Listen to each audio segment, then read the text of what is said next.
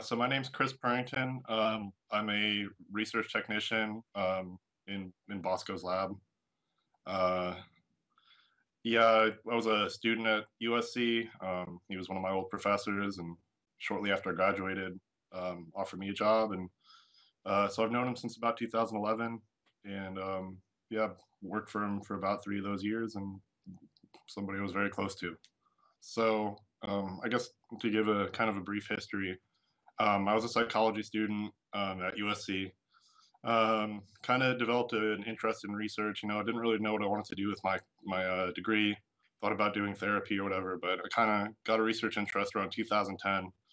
And probably the first time I remember hearing about Dr. Jean Bosco was basically, well, I have an eye condition. I'm legally blind, and um, I was kind of looking into, maybe there's something about my condition that would be, scientifically interesting. So talked to one of my professors, and they kind of pointed me towards Bosco. And I remember sending him an email, it's basically saying, I'm a person with low vision. I understand that you're a vision scientist and working on low vision, and maybe we could talk sometime. And he sent me an email back pretty quickly and said, yeah, come in and be happy to talk to you. And this was back in 2010, my junior year, and it was kind of winter break, and I was out of town, and I didn't really follow up at the time. So about a year later, it was my senior year, and getting ready to leave school. He was actually a professor of mine in a class that I had, and I kind of didn't really put together that he was the same person I emailed it about a year earlier. In the class it was like a computer class, cognitive psychology. So yeah, it was a computer class, and I didn't really think too much of it at the time. So I graduated 2011, psychology degree, and I needed a job, and basically I needed research experience if I was going to go to graduate school. So began the process of trying to find a lab, and I think I emailed about 50, 60 different professors around the LA area, and I think I got about 3 interviews. One of them was like a gerontology lab. One of them was like a social psychology lab that I didn't really fit it with at all. And the third was Bosco. And, I remember being at the interview and talking to him, and, he's like, oh, so what are you interested in? And, I told him pretty interested in MRI scanning. And he said, well, this lab, we have a research assistant position, but, it doesn't really pay that much. It's only $12 an hour. And I kind of remember thinking like, wait, am I going to get paid to get this? And I mean, for me, it was kind of like a moment where I was like, he's basically offering me the position, and I felt like I hadn't even really done an interview. Um, just like that. I just want to say first of all that he's somebody that he wasn't just my mentor. He was a good friend of mine. I mean, we traveled a lot. We had various scientific projects that we went to Minnesota for something, and went to Houston sometimes, and went to a few vision conferences. So, I mean, I knew the guy pretty well outside of a professional setting. And, the most admirable quality for me was is just how much effort and focus he put into everything. This was a guy um, that he had so much energy. It's just, yeah, he had probably 18-hour work days, shortest. He was the kind of guy that you'd get emails from him at like 3 in the morning saying, hey, don't forget to do so and so. And then you'd wake up, and there'd be emails from him at 7 in the morning saying, oh, we got this and this going on today. So very energetic. Never, uh, I never saw him eat breakfast, or if he did, it was a very light breakfast, very light lunch. And then he just put food away for dinner. He was somebody that you'd go into a conference room with him, conference setting, all these scientists around, and he couldn't get through a room without 5 or 6 people coming up to him and saying, "Hey, Bosco, how's it going?" and chatting him up, and I'd be with him when he was talking to these people, and like I said, it was just he put 100% into everything. If he was talking to you, he put absolutely his full attention into the conversation that you were having, and whatever you were thinking. And um I mean, a lot of people talk past people, but he always talked to people, and I mean, he always gave 100%. I mean, he was somebody that I think if you were a complete stranger and you talked to him, you would absolutely. I mean, he'd give you all of his time. I think he should. It's tough. I mean, he was a brilliant scientist. He did a lot of great scientific research, and I always felt that there was something big coming for him.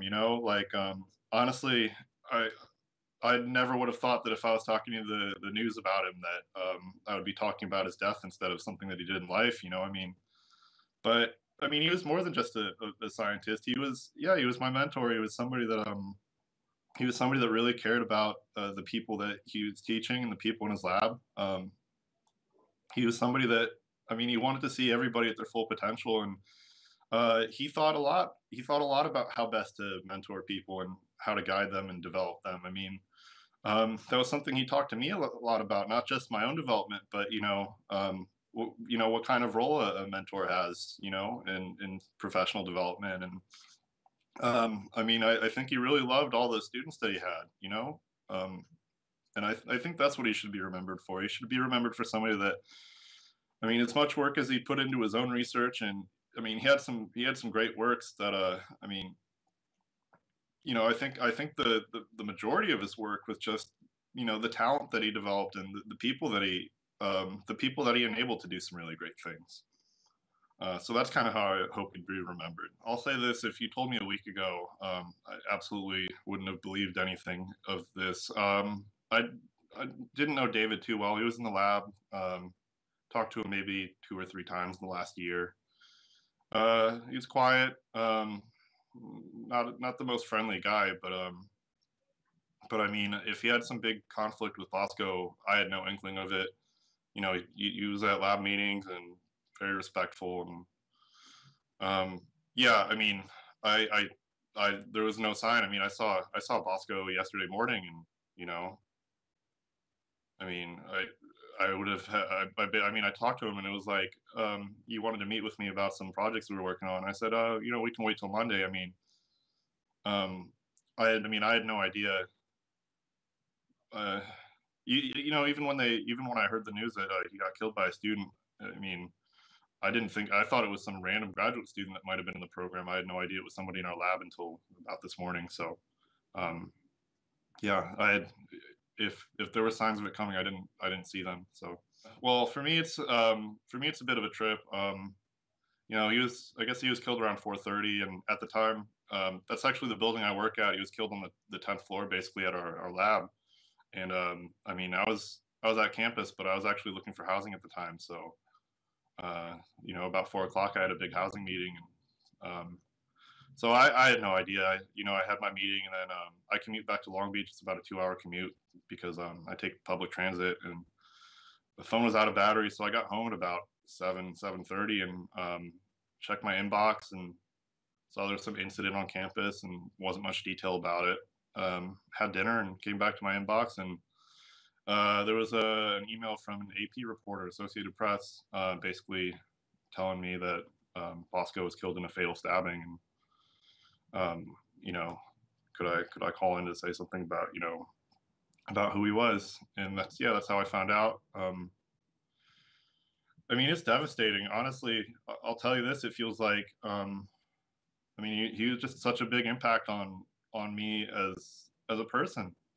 I mean, not just as an aspiring scientist or a student, but as a person. It really feels like, I mean, yeah, I don't know. I mean, I'm still in shock. I can't really imagine going forward without him. It's just going to be very different. I mean, he was somebody that, I'll say this: he was somebody that gave me opportunities, not just when nobody else would give me them, but I mean, without thinking about it. Without really asking for anything in return. I mean, I mean, I think he's just somebody that, he really wanted people to succeed, and I mean, yeah, it's just, I mean, it's unbelievable to me that anybody would want to do harm to him, and it's unbelievable to me that he's gone. he had a wife and a young son, and I haven't gotten a chance to talk to them yet, but I can't imagine what his family's going through right now. I mean, yeah, it's horrible. It's really horrible. I think he's about 9 years old. Um, Yeah. very. I mean, he used to come to the lab, and when Bosco, I guess, couldn't find somebody to take care of him, he'd come to the lab and hang out. And I mean, my mom had his family over for dinner a few times. To give you an idea of what kind of guy Bosco is, I mean, I'm a scientist. I imagine you're a journalist. You kind of know with parents, parents are interested in what you do and they want to be interested, but they don't. I mean, in a lot of ways, they might not understand what you do and might not be capable of understanding. So, I mean, I talked to my mom about science, and I don't think she ever really got quite what I was doing. But we'd have Bosco over, and I mean, just the way he would explain things is just unbelievable. And he was just a guy that could engage with anybody on anything, and even to my mom, who, I mean, she struggles to pay attention when it's her own son giving I mean, she connected with it in a way that he was a guy that could paint a beautiful. He was a teacher, he was a guy that could paint a beautiful picture and really get you to understand and connect with what he was saying. And there's really not many people I know. Actually, I don't think there's really anybody I know that was like that. I mean, it's a honestly, I couldn't imagine. Uh, you know, and I mean, I couldn't imagine a better person for this to happen to. It's just awful. It's just I mean, I thought it's just awful. Well, I mean, I've talked to all kinds of people that I mean, people that I knew from things that weren't science related that they had encounters with him. I mean, it's not just the graduate students. He taught undergraduate classes, and I mean, he was a great professor, and he was a great friend. He was somebody that, as far as my own academic career, I've gone through a lot of mental health issues and fought through depression or something, and he was always there for me, and he was always somebody to listen, and I mean, he believed in me so much, and I just feel like I owe him so much. So I mean, he's a big part of who I am today. So anything to keep his memory alive. I mean, I guess I'm just happy to be able to represent his memory in some form, you know. And I mean, I owe it to him to, um, I mean, I owe it to him to, have a great life and and basically pass his legacy on. I mean,